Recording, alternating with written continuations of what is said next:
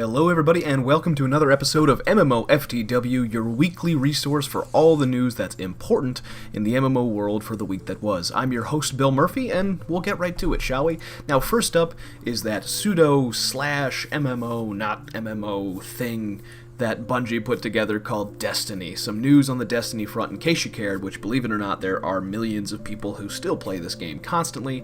I'm not trying to knock it down either. I'm just saying that I know our website's followers aren't big Destiny players, but, well, maybe there's a reason you can get back into it in case you drop the game. It seems that the next expansion for Destiny, called the House of Wolves, is coming out May 19th, and from the week of April 22nd through the week of May 8th, they're going to be releasing a whole bunch of information. There's no new raid, that much is for sure.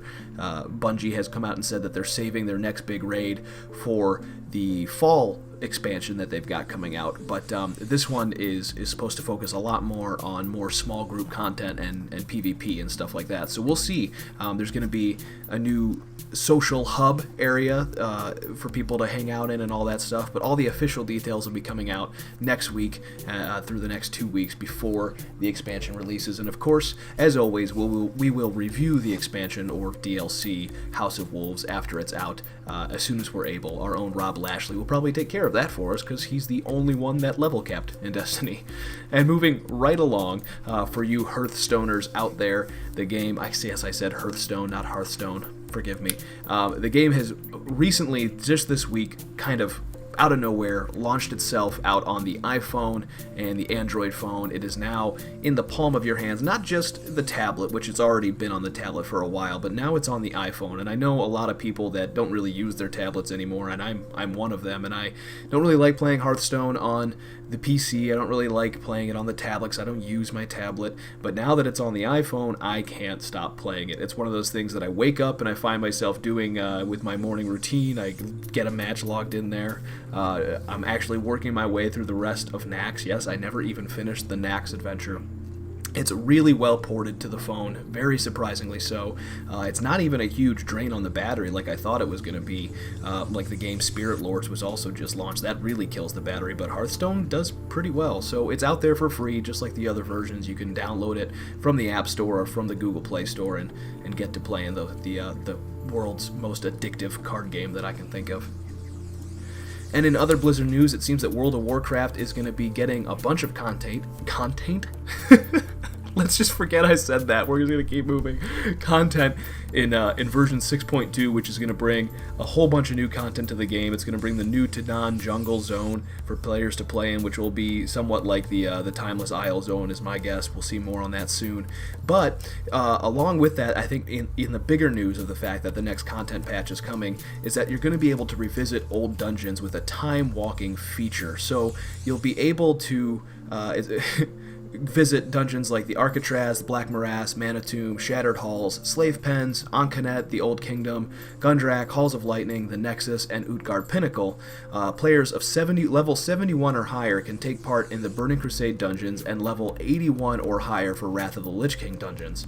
In addition, the loot drops will be appropriately scaled upward to be of value for high-level players. So if you're level 100 and you scale down to play these older dungeons, you're still going to get loot for your level 100 character. So it will bring you down in levels, that the dungeon is still challenging, or as challenging as a WoW LFG dungeon is, but you're actually going to get loot that you can use at level 100, which I think is awesome, because there are a lot of dungeons, 5-man dungeons in the game currently, but you know, it's nice to go back to these places that are no longer used and maybe get a chance to play them. It would be even especially cool if they made them like events. It's going to be on a rotation, so you'll have maybe one dungeon or two dungeons this weekend, and then one dungeon or two dungeons the next weekend, and it'll be the thing that people that play that all weekend long to sort of revisit this old content. And it's great because it's not forgotten forever then. And speaking of new content, WildStar this week did a deep dive on the Bay of Betrayal, the new adventure that's coming with its Mega Update 6. It's Drop 6 later this month, probably. Invasion Nexus is bringing with it a whole host of content, including a new raid, but this Bay of Betrayal adventure is that more crazy adventure. It's not a dungeon, it has like these branching paths. If you haven't played WildStar, adventures have these sort of stories that you could do multiple times in different ways. So the Bay of Betrayal challenges players to use their technopathic abilities, which is a new skill set inside of this adventure only, against other teams participating in the adventure, and they're all aimed at the same goal. So it's like PvPvE in a way. Now what makes this adventure different from others is the abilities to scale the difficulty by earning medals. Medals are counted collectively, with the adventure scaling based on that number. So competitors get tougher too. The key to success in Bay of Betrayal is the ability of a team to work in concert with one another to accomplish coordinated attacks to overcome challenges that await. There'll be puzzle solving, coordination, and combat, of course, combat, all in this one. So while in the adventure, players are granted the ability called technopathy, this allows them the access and use of energy from power sources in order to gain access to technology scattered throughout the area to overcome the challenges presented. So there will be ways to solve these puzzles, but you have to use this technopathy to take control of the technology that's in the area. It sounds cool, and I'm anxious to see how it plays out. I'm hoping that maybe they do a live stream so we can get a taste of it before the patch drops. And of course, no adventure will be complete without loot. Gear for the most part will be on level with lower end veteran dungeons, while higher levels of difficulty within the adventure will see high-end gadgets as rewards that you can use in later raids and later veteran dungeons and stuff like that. So that's pretty cool. And last but not least, some very good news for fans of the former SOE team. Linda Brass Carlson has picked up a new job, and it's a dangerous job because they have a tumultuous community. She is now the Director of Community Relations for Trion Worlds. Linda is a unique talent and a strong advocate for player communities, said Trion CEO Scott Hartzman in a statement.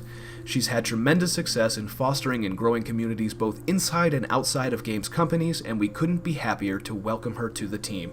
So Linda, if you're familiar with her, she's very open about her life. She has a farm down in San Diego where she lived for Daybreak, well, formerly SOE. So she's actually relocating her entire farm and her goats and her chickens and all the way north to the Bay Area to take over things as the Community Relations Director, or Director of Community Relations at Trion Worlds. Linda, we wish you the best of luck. We know that Trion has a lot of stuff coming up in this year and the next year, and a lot of goodwill to win back after some flubs with the Arcage thing. So if there's one person that can sort of make sure the community is believing in Trion World's mission, it's probably Linda Carlson. So congrats, Linda, and enjoy your new position in the sunny side of San Francisco.